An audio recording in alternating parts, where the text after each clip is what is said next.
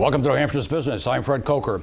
We're losing in New Hampshire one of the historic and iconic businesses in this state, dairy farms. And let's look at the graphics. This will explain what's happening. 120 wholesale dairy farms in New Hampshire, 19 closed to date this year, especially small to medium-sized farms. Now, what's the problem? Low milk prices and high feed costs, market prices less than the cost to produce milk, and feed supplies down due to drought. With me to talk about this are three people who are working with this on a daily basis. They are Lorraine Merrill, Commissioner of the New Hampshire Department of Agriculture, Markets and Food. Welcome, nice to have you. Tara Saad, who is Ranking Member of the New Hampshire House Environmental and Agriculture Committee. Welcome. Thank you. And Bob Hafner, who is Chair of the New Hampshire House Environmental and Agriculture Committee. Welcome, Bob. Thanks for having us. Commissioner, what's the crux of this issue now? We're losing these farms. You're the commissioner, and you're sitting there, I'm sure, watching this happen. What's the crux of the problem? We're very concerned. The crux of the problem is that for the last 2 years, milk prices have really crashed. They've been 38% lower than they were in 2014. This is for the farmer. For the farmer, for the milk prices to the farmer. I can assure you that farmers' costs have not decreased by 37 or 38%.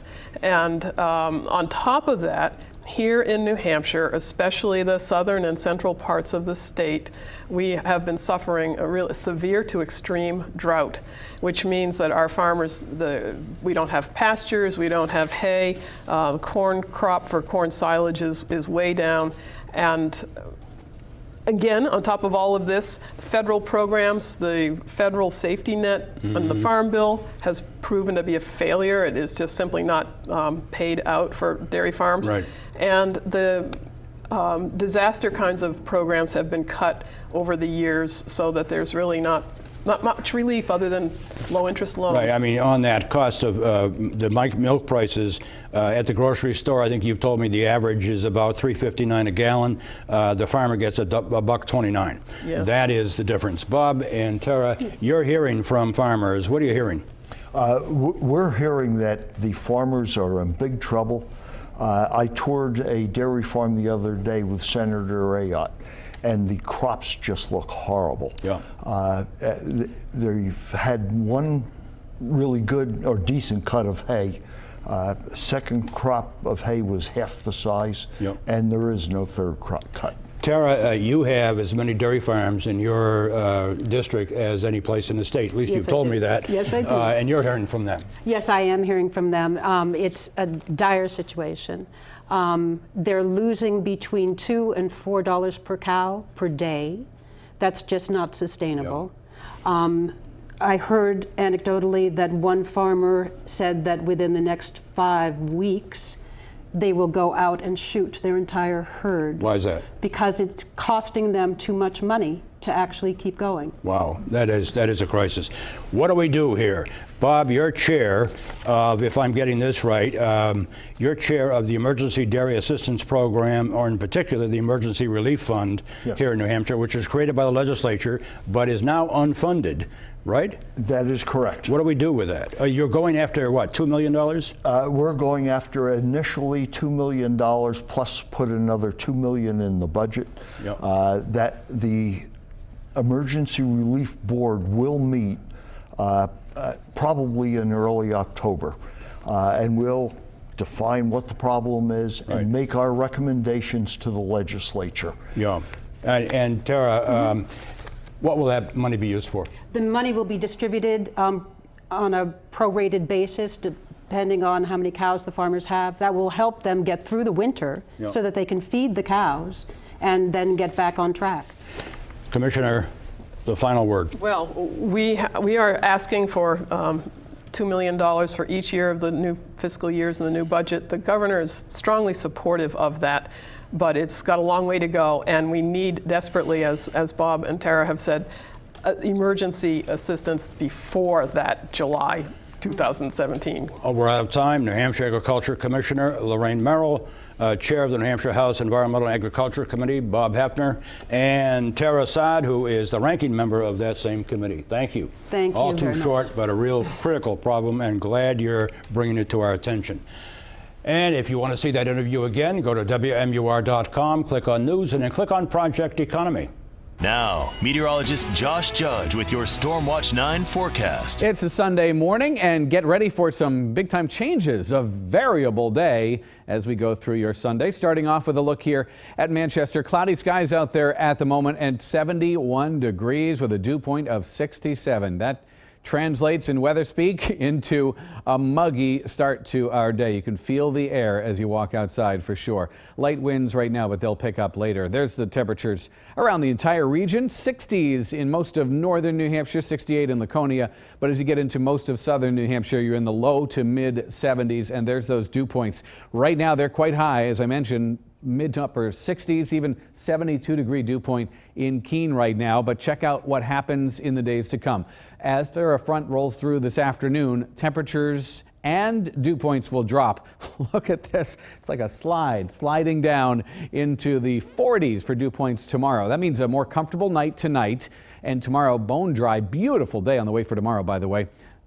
Slowly climb back up again by Wednesday, but this is a blip on the radar as it falls back off again. This is because a cold front will come through, so right ahead of it will warm up and get a little more humid as showers and storms roll through on Wednesday. All right, let's take you through it here with the Doppler maps and the satellite. Not much happening right now, but overnight there were some showers and downpours that rolled through the state, primarily in northern and western New Hampshire. You just saw them roll by. Here they come again, and there's more on the way.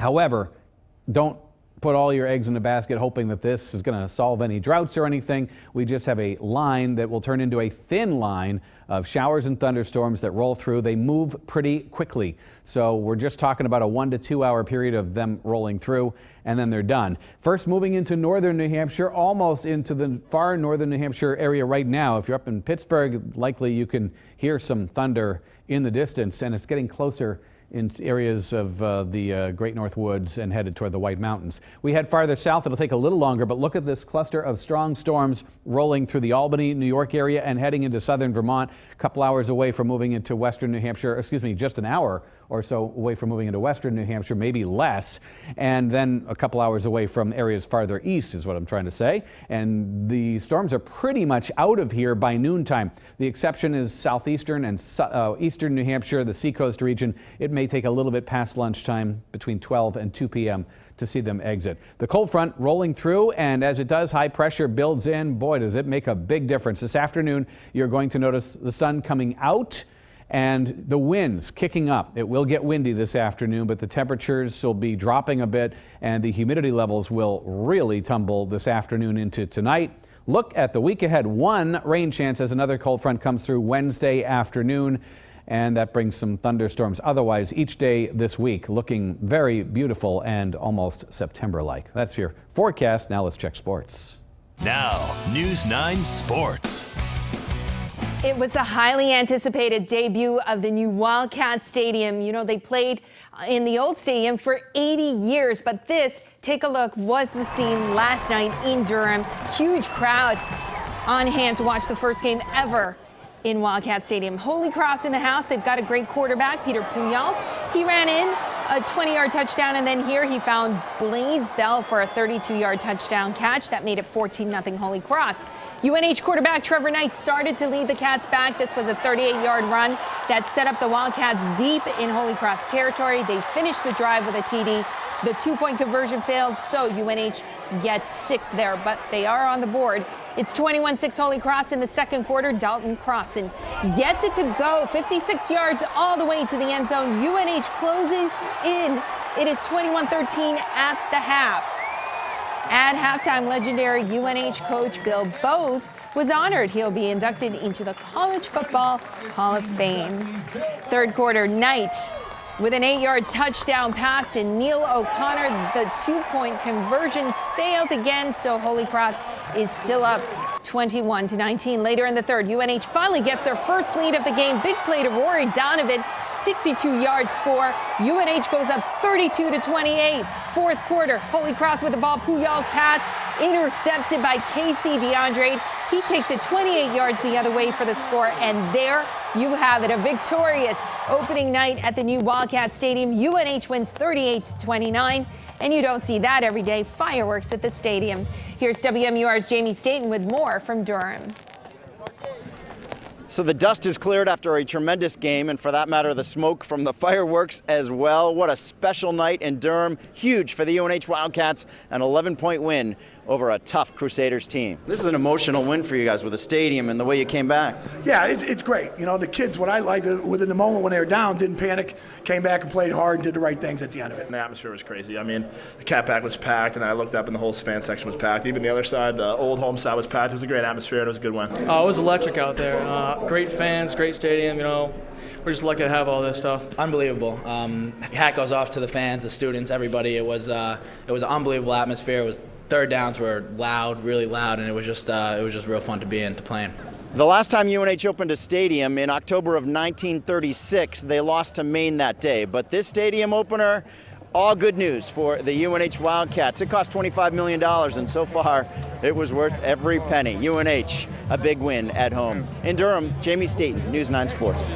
Jamie, thank you. And of course, the New England Patriots have their season opener tonight against the Arizona Cardinals. Jimmy Garoppolo makes his first career NFL start at quarterback. That's sports this morning. Have a great day. Thank you, Nowco. Still ahead here on News 9 this morning. It's the simple things in life, isn't it? The sugary treat that made this young baseball fan a very happy girl.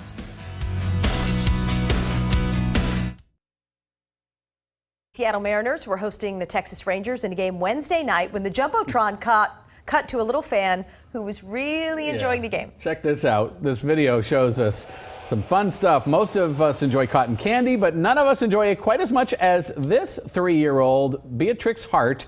This video went viral when Seattle posted it online after their 8-3 win over the Rangers. Whoa, look at the green teeth.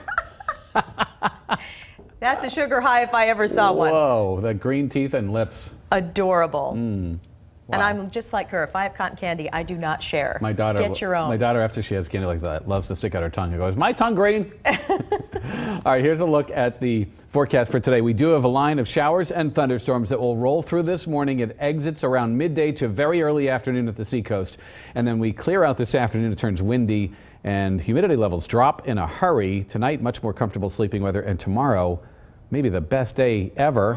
Looks beautiful for tomorrow. Best day ever. That's high praise from the weather department. Yeah, I think so. The news continues at the top of the hour with today's top stories. Up next, a New Hampshire man killed in Massachusetts. How the boat crash happened. Also, new developments in a Danville homicide. The arrest just made in this case.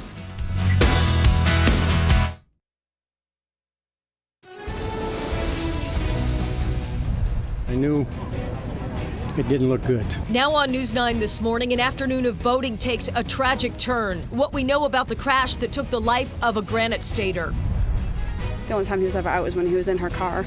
New developments on a homicide in Danville. The arrest just made in the case and his connection to the victim. Changes ahead in our weather pattern. Morning storms turning to sunny and clear. I'll look at what that means for your week ahead.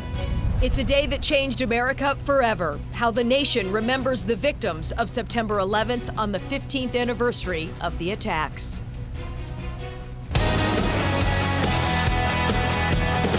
No one covers New Hampshire like we do. Now, WNUR News 9 this morning. Good morning, New Hampshire, 7 o'clock on Sunday, September 11th. I'm Amy Covino. We'll get to our top stories in just a minute, but first, Josh Judge is in the Weather Center. Put down your coffee, Josh. You're on. I'm on. Okay. Yeah, it's your turn. Well, then let's just kind of wing this. So take a look at the forecast for today with cloudy skies. It's 74 warm, muggy degrees out there in Manchester. You see the cloudy skies and the haze, and that's going to lead to some showers and thunderstorms rolling through the region. Look at that warm start with high dew points. And there's a look at what's going on out there just to our west. Storms. Now, they are certainly going to weaken and break apart as they move from west to east, so don't expect a whole lot of rain out of these, but hopefully we at least all see a little bit, and they move west to east and are gone by midday to very early afternoon from west to east as high pressure builds on in. Highs today will be in the upper 70s and low to mid 80s, depending on exactly where you are.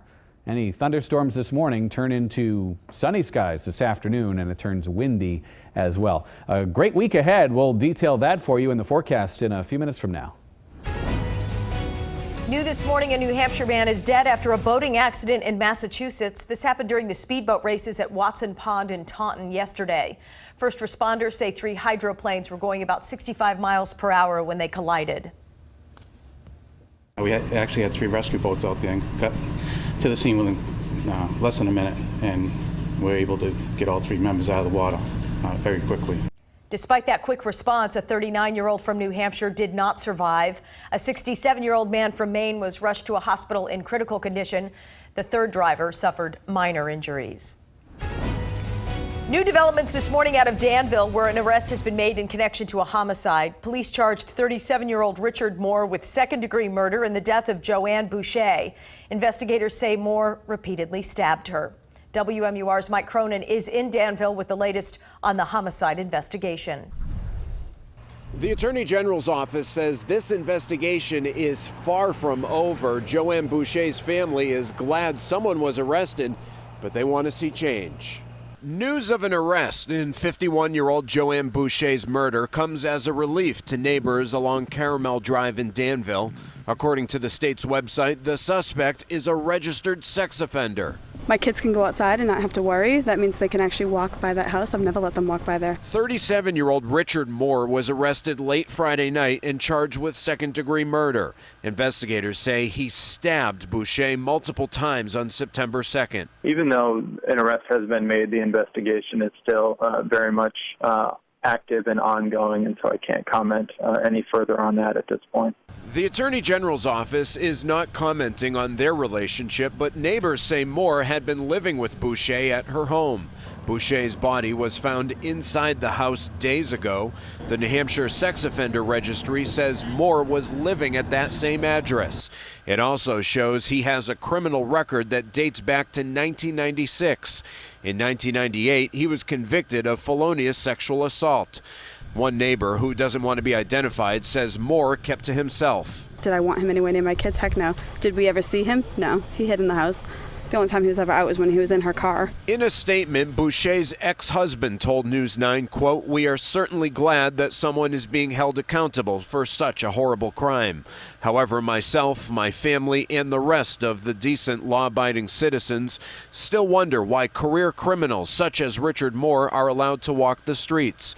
Something needs to change, not only in New Hampshire, but throughout the country." There's still a significant amount of work to do in terms of follow-up, as there is with any case. An arrest doesn't stop the investigation. The investigation is still continuing.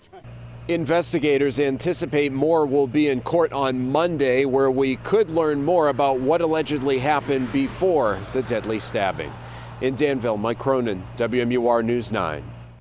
New this morning, a man thrown from his motorcycle in Laconia, now charged with aggravated DWI. Police were called to the scene on Scenic and Watson Roads around 5:30 Friday evening. The rider, Sean Caldwell, was taken to the hospital with serious but non-life-threatening injuries. Alcohol and speed are believed to be factors in the crash. Also new this morning, a man was airlifted to the hospital after losing control of his ATV in Dummer. This happened around 8 o'clock last night. Fish and Game officers say the 51-year-old and his son were on Deer Mountain Trail when the machine rolled, ejecting both riders. Officials say alcohol, excessive speed, and operating after dark are all likely factors in this crash. New Hampton police are investigating a burglary at the state liquor store on Route 104. Officers responded to a burglar alarm around 10:15 Friday night. They say someone got into the store through a smashed window. Right now, investigators are trying to figure out what exactly was stolen. Bristol Police and State Police are helping with the investigation. And now to an encouraging update. A statue that was stolen from the VFW in Salem has been returned. The statue disappeared last Friday, but reappeared sometime between Friday night and Saturday morning. Veterans said they were willing to give the thief a chance to return it, no questions asked, and they are just glad to have it back. Today marks 15 years since the September 11th terrorist attacks. 14 of the victims who died on September 11th had New Hampshire ties. And as WMUR's Jennifer Vaughn tells us, they range from pilots and businessmen to parents and retirees.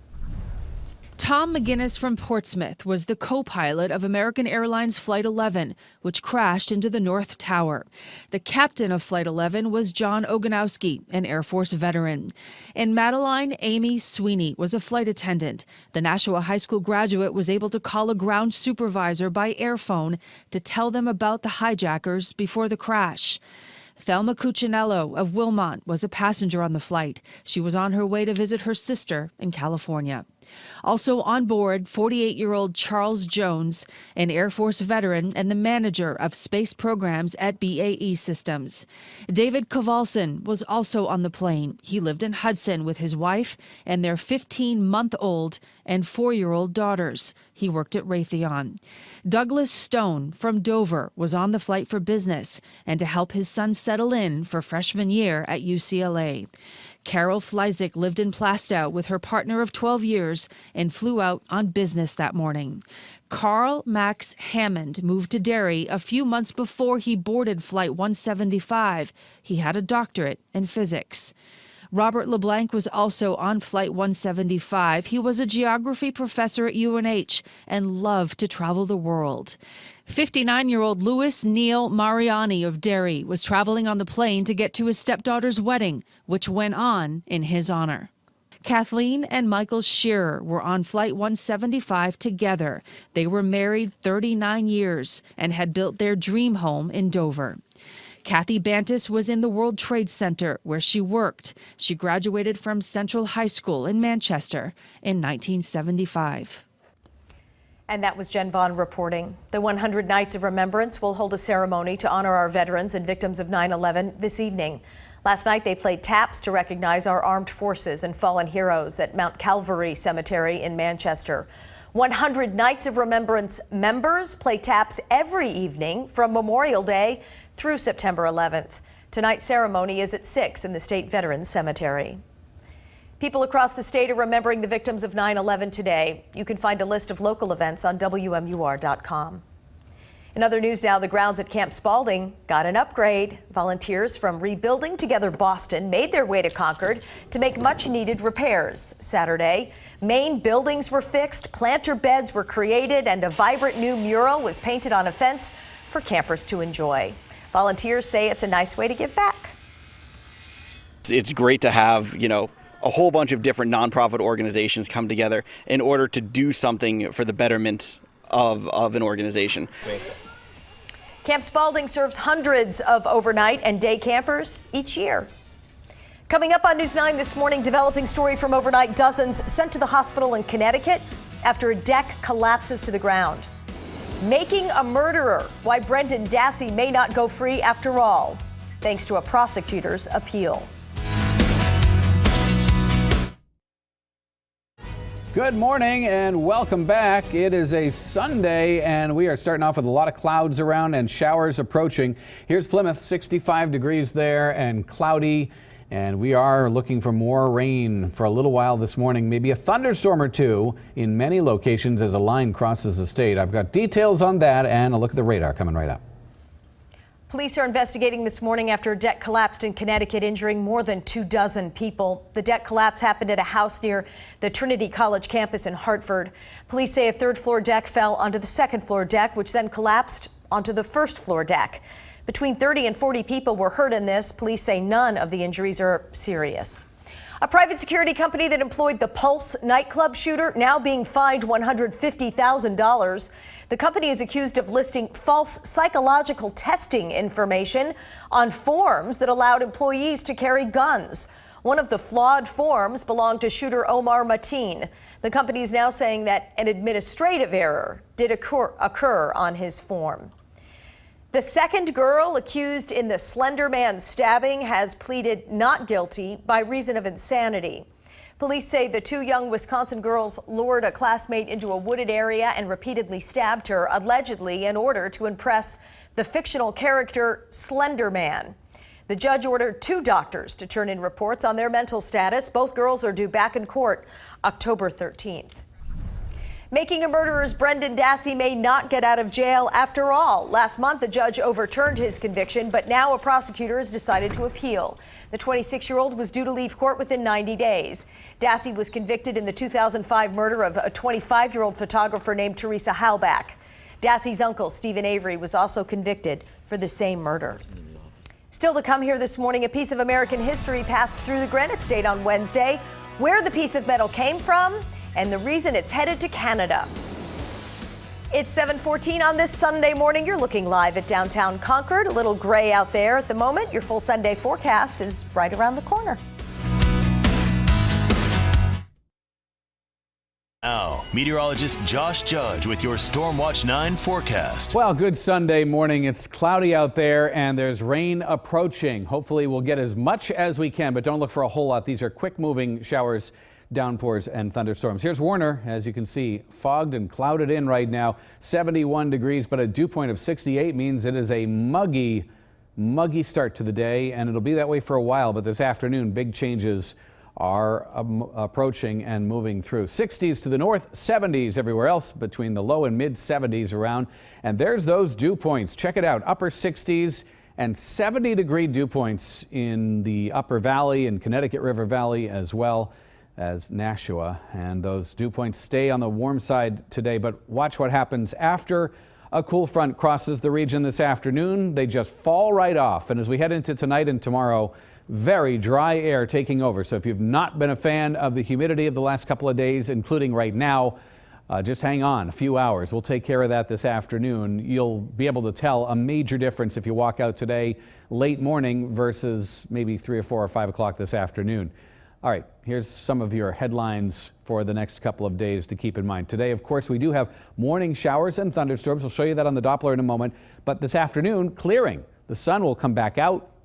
But because of the new air mass pushing on in, it rushes in quickly. And guess what? That creates wind. So it will be a little windy. There's even the chance of a few trees coming down.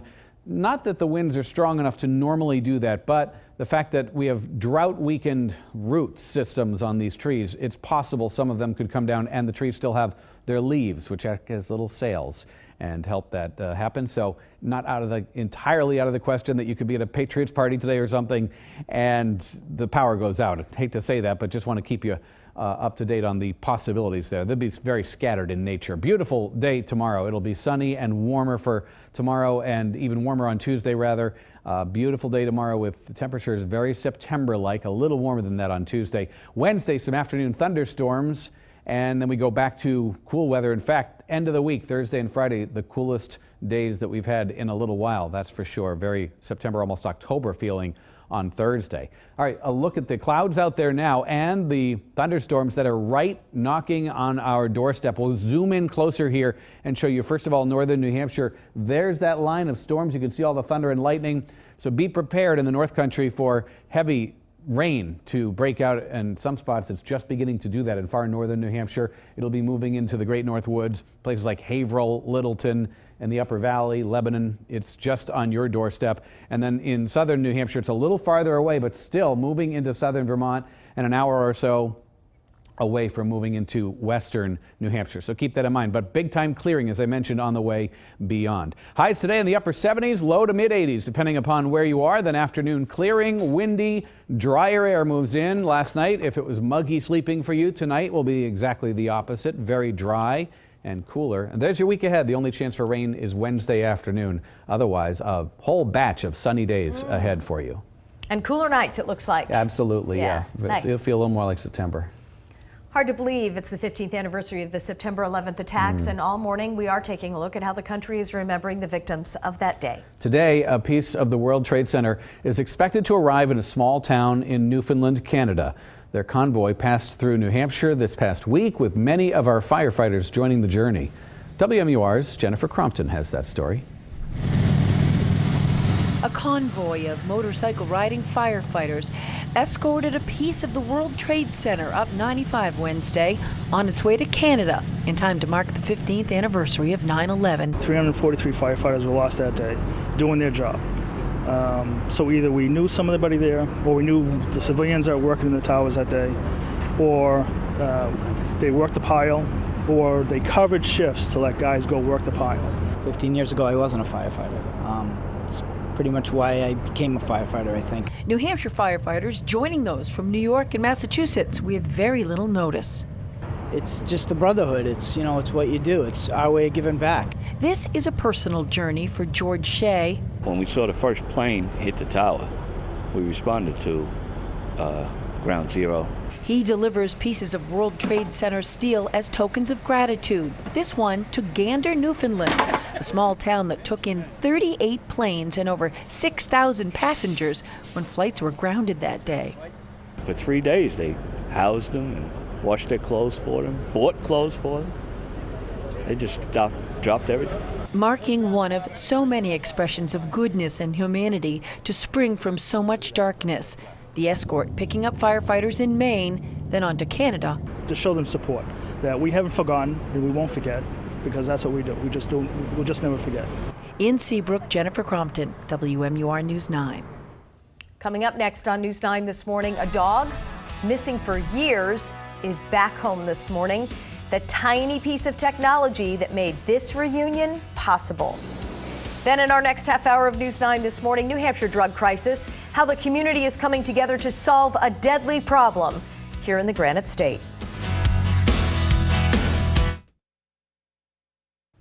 A Laconia man is feeling grateful this morning. He lost his dog 3 years ago, and just when he thought he would never see it again, a miracle.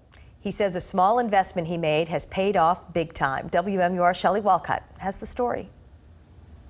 Dan Levesque remembers the day his dog Taz disappeared. I was going inside of my house in Laconia, and I had her on a lead outside, and I went in, and when I came out, she was gone. That was 3 years ago. Levesque reported Taz's disappearance to the Humane Society as soon as she disappeared, but didn't hear a word. I had her microchipped when I adopted her, and I was just hoping that someone would bring her in, and no one did until yesterday. The Humane Society's Mary Lee Gorham says Taz was dropped off this week by a concerned citizen who noticed the little dog wandering around Laconia by itself. Gorham says Taz was scanned and her microchip directed them to the dog's proper owner. A microchip is the best way that we know that dog or cat belongs to you. They're registered through a national database, and we have a company called 24 Hour Pet Watch that we called. Levesque says it was clear Taz hadn't been to the vet in a long time. Her teeth are rotten, and she's going to need to have them all extracted. Taz's medical care will cost about $1,500. He started a GoFundMe page in the hopes of raising that money. Still, Levesque says he's grateful to have Taz home.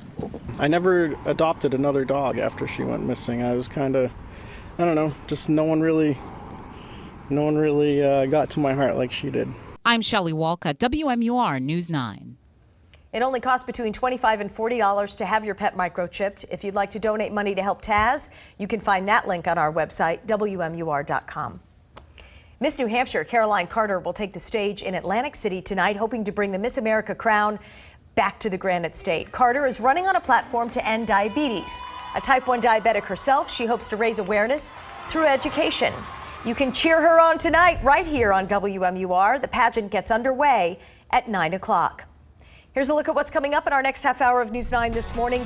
Coming together to solve one of New Hampshire's deadliest problems, the summit held in Concord, and what local leaders hope it will accomplish. The nation remembers the lives lost 15 years ago today, the somber memorials happening around the country.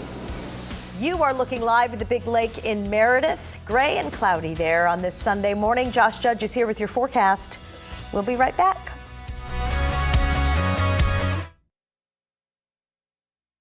No one covers New Hampshire like we do. Now, WMUR News 9 this morning. Good morning at 7:30. I'm Amy Covino. We begin with a live look at Hampton Beach, where another day of delicious seafood festival is about to get underway. 73 degrees there at the moment. You're encouraged to take the shuttle if you plan to go. Here's a look at our top stories on the half hour. Law enforcement officials, policymakers, and treatment experts gathered to discuss New Hampshire's drug crisis in Concord Saturday. The groups talked about causes and possible solutions to the problem. A pizza delivery person recovering this morning after being injured in a robbery in Manchester Saturday. It's unclear just how bad those injuries are. And the nation remembers. Today marks the 15th anniversary of the September 11th terror attacks. Several memorials and moments of silence are scheduled in the Granite State today. We'll get to all those stories and more in just a minute. But first, let's check in with Josh Judge in the Weather Center for a look at today's forecast. Hi there. Yeah, we did have some showers overnight, but nothing compared to what's about to roll through some parts of New Hampshire. Hooks it at 71 degrees. Cloudy skies, warm and muggy. And here's a look at the Doppler radar. There's some of those showers that rolled through last night, and the next line that's approaching. Take a close look. It's already moved into parts of northern New Hampshire, parts of Pittsburgh, Colebrook. Seeing these heavy downpours all of a sudden approaching a little bit farther south. It's also right on the border here from Haverhill up through approaching Littleton, right around the Connecticut River Valley. And then the line is approaching southern New Hampshire a little farther away. So it's about to move into the upper valley right now. Very shortly, you probably hear that in the distance. And then these downpours with less thunder and lightning moving through southern New Hampshire. These are the areas we have to watch falling apart and weakening. Much more so than the other parts of the state. But high pressure is going to build in, and those showers and storms pull away by midday to early afternoon, and we turn sunny and windy. So big changes ahead today and the week ahead. We've got a look at that in a few minutes. We begin this half hour with the New Hampshire drug crisis. Law enforcement officials, policymakers, and treatment experts gathered to discuss solutions to the drug epidemic at a heroin leadership summit in Concord. Granite Action co-hosted the summit with the American Conservative Union Saturday. The ACU launched an initiative this year to study the impact of economic and social factors, including drug use, on families in America, including here in New Hampshire. Within the Family Prosperity Index, New Hampshire ranks 22nd this year, and it's actually been falling over the last couple of years. And the overdose and the heroin crisis is in large part to blame for that drop. It's too easy to say this is somebody else's problem. It is not somebody else's problem. It is all of our problem. And we need to understand what the root causes are. Why are people becoming addicted? You can learn more about Granite Action and the other organizations at the summit by heading to our website, WMUR.com. 2 North Carolina men will appear in court tomorrow after police allegedly found marijuana, guns, and ammunition in a box truck in Hampton. When police approached the vehicle, troopers said they could smell a strong odor of marijuana. State police also reportedly seized more than $1,500 in cash during the stop. New Hampshire Fish and Game officials are investigating an ATV crash in Success that sent one man to the hospital. Officials say a 31-year-old Hampstead man was riding his ATV on Success Trail before losing control and crashing. This happened around 4 p.m. yesterday. McDonald was thrown from his ATV and later taken to the hospital. Officials say high speed is a primary factor in the crash. A pizza delivery person is in the hospital this morning after a robbery in Manchester. Manchester police say a person delivering pizza to an address on Kelly Street was robbed around 7 o'clock last night. No word right now on the extent of injuries or if any arrests have been made. And this morning, officials are investigating a suspicious fire that heavily damaged an historic covered bridge in Salisbury, Vermont. The fire broke out at 3 o'clock yesterday afternoon. Look at those flames. The wooden bridge crosses Otter Creek on Swamp Road at the Salisbury-Cornwall town line. According to a website dedicated to the appreciation of historic covered bridges, this one was built in 1865. Officials say drivers should avoid the road because there is no timetable for when this will reopen. Heartbreaking. Today's the 15th anniversary of the worst terror attack in this nation's history. From the White House to Wall Street, a nation gathers to mourn, remember, and heal. ABC's Marcy Gonzalez has details. Today, from the raw, emotional images seared into the collective memory, to the faces and stories of the 2,996 lives lost.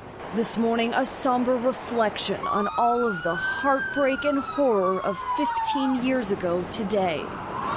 The impact of the September 11th terror attacks still piercing through the haunting recollections. As we crawled in deeper, squeezing through tiny openings and into a smoke-filled environment, we came to the understanding that we were going to die in that pile. and lingering effects. 127 New York City firefighters who stayed at Ground Zero in the days and weeks that followed the attacks, searching heroically through the smoldering toxic debris, have since died of respiratory and other ailments. Nagging problems worsened, chronic became acute, and the number of those lost to the terrorist attack of September 11th began to grow. 17 new names added to the FDNY's memorial wall this year, while again the other names etched into history are read aloud. From here below the resilient reflection of the new One World Trade Center to the Pentagon and the field in Shanksville, Pennsylvania, mourning families and our country, honoring that vow made 15 years ago to never forget. And as families gather here this morning to pay their respects, police, as always, are on patrol, but they stress there are no specific or credible threats.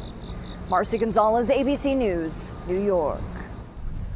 Meanwhile, people across the Granite State are coming together today to remember 9/11. In Manchester, people are climbing the Brady Sullivan Plaza building at 9 a.m. In Concord, the community is holding a ceremony at the New Hampshire Fire Academy at 9:50 a.m. And on the seacoast, Portsmouth police are holding a memorial service this morning.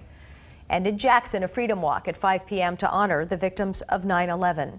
For a list of all the events today, head on over to WMUR.com. Meanwhile, presidential candidates Hillary Clinton and Donald Trump both expected to make an appearance in New York at a 9/11 memorial at Ground Zero today. The pair agreed to refrain from campaigning today on the anniversary of the terrorist attacks. This comes just a few days after Hillary sparked an uproar when describing Trump supporters at a fundraiser. She could walk into this arena right now and shoot somebody with 20,000 people watching right smack in the middle of the heart, and she wouldn't be prosecuted, okay? To just be grossly generalistic, you can put half of Trump supporters into what I call the basket of deplorables. The racist, sexist, homophobic, xenophobic, Islamophobic. Trump's running mate, Governor Pence, later tweeted that Trump's supporters are, quote, not a basket of anything, and they deserve respect. The Clinton campaign later tried to clarify, saying she was wrong to describe some of his supporters in that manner. Happening today, the show Matter of Fact returns for a second season on WMUR, and it now has a new host. Soledad O'Brien has worked for CNN, NBC, and other media outlets. She says her goal is to examine political issues in a way that goes beyond Washington insiders. So I think what we're going to do is be able to expand our conversations, open up the show to really elevate some of the different voices that maybe historically haven't gotten a lot of coverage. Watch the premiere of Matter of Fact with Soledad O'Brien this morning at 10:30, right after Close-Up at 10 o'clock here on WMUR. We hope you stay with us, because coming up next, the UNH Wildcats break in their new stadium. We'll show you how they did against Holy Cross last night. That's ahead in sports. Showers and thunderstorms approaching and already moving into parts of New Hampshire. We've got a look at the latest Doppler radar images. We'll be right back after this. It's 7:40. You're watching News 9 This Morning.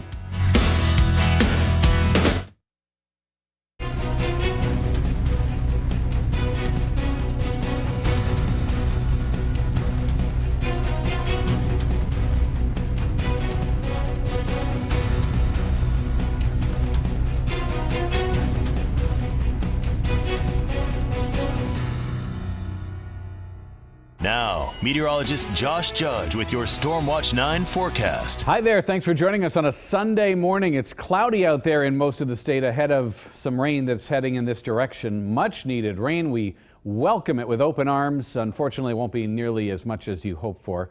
A look at Portsmouth with 73 degrees. The dew point is 69. That means it is oh so muggy and humid out there. But that will be changing as we go through the afternoon, guaranteed. A look at the 60s in areas from about the White Mountains on north, and 70s, low to mid 70s across the rest of the state right now. And those dew points, as I mentioned, are high. The highest in western New Hampshire, closest to the front, but that's where they'll fall off first as well. Check out the timeline here. Yeah, high dew points today, but they just drop off like that. This afternoon into tonight and tomorrow, very low humidity levels. They kind of squeak back up again on Wednesday ahead of our next front, another warmer, more humid day with some afternoon thunderstorms on Wednesday, and then they drop again for the end part of the week as temperatures really cool off. All right, we're checking out this line of thunderstorms that's headed toward New Hampshire and in some cases already in the state. We'll back out first of all and show you the view. Here's the line, fairly continuous, although weaker in areas farther south. So the line that moves across southern New Hampshire, yes, there is a potential for that to break apart and weaken just a little bit. Fingers crossed that that will not happen.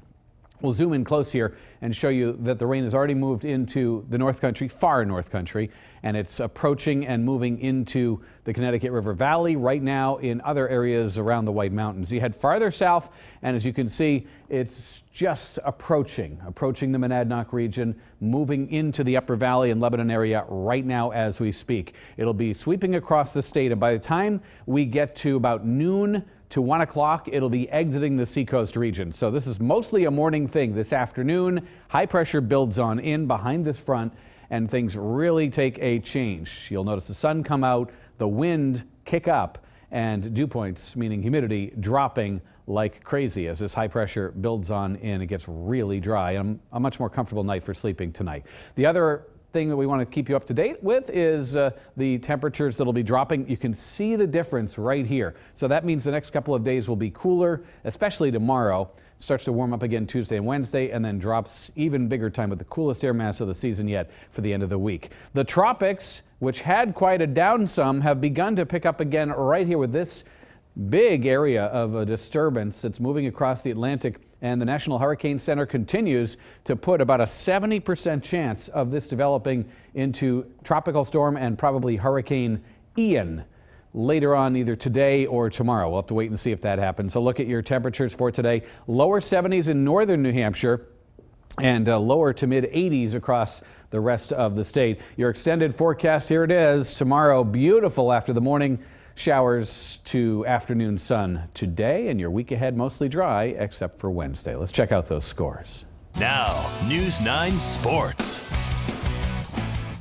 Good morning. It was the highly anticipated debut of the new Wildcat Stadium last night. You know, they played in the old stadium for 80 years, but this was the scene last night. There was a huge New Hampshire crowd on hand to watch the first game ever in Wildcat Stadium. Holy Cross in the house. They've got a great quarterback, Peter Pujols. He ran in a 20-yard touchdown, and then here he finds Blaze Bell, 32 yards for the score, makes it 14-0 Holy Cross. UNH quarterback Trevor Knight started to lead the Cats back. This was a 38-yard run that set up the Wildcats deep in Holy Cross territory. UNH finished the drive with a touchdown. The two-point conversion failed, so UNH gets 6, but they're on the board. It's 21-6 Holy Cross in the second quarter. Dalton Crossan gets it to go 56 yards all the way into the end zone. UNH closing in. It's 21-13 at the half. Now at halftime, legendary UNH coach Bill Bowes was honored. He'll be inducted into the College Football Hall of Fame. He coached current UNH head coach Sean McDonald. Third quarter, Knight with an 8-yard touchdown pass to Neil O'Connor. The two-point conversion here failed again, so Holy Cross is still up 21-19. Later in the third, UNH finally gets their first lead of the game. Big play to Rory Donovan, 62 yards for the score. UNH goes up 32-28. Fourth quarter now, Holy Cross with the ball. Pujols pass intercepted by Casey DeAndre. He takes it 28 yards the other way for the score. And there you have it, a victorious opening night at the new Wildcat Stadium. UNH wins 38-29, and you don't see that every day. Fireworks at the new stadium. Here's WMUR's Jamie Staten with more from Durham. So the dust is cleared after a tremendous game, and for that matter, the smoke from the fireworks as well. What a special night in Durham. Huge for the UNH Wildcats, an 11-point win over a tough Crusaders team. This is an emotional win for you guys with the stadium and the way you came back. Yeah, it's great. You know, the kids, what I liked, within the moment when they were down, didn't panic, came back and played hard and did the right things at the end of it. The atmosphere was crazy. I mean, the Cat Pack was packed, and I looked up and the whole fan section was packed. Even the other side, the old home side was packed. It was a great atmosphere, and it was a good win. Oh, it was electric out there. Great fans, great stadium, you know. We're just lucky to have all this stuff. Unbelievable. Hat goes off to the fans, the students, everybody. It was an unbelievable atmosphere. It was third downs were loud, really loud, and it was just real fun to be in, to play in. The last time UNH opened a stadium in October of 1936, they lost to Maine that day. But this stadium opener, all good news for the UNH Wildcats. It cost $25 million, and so far it was worth every penny. UNH, a big win at home. In Durham, Jamie Staten, News 9 Sports.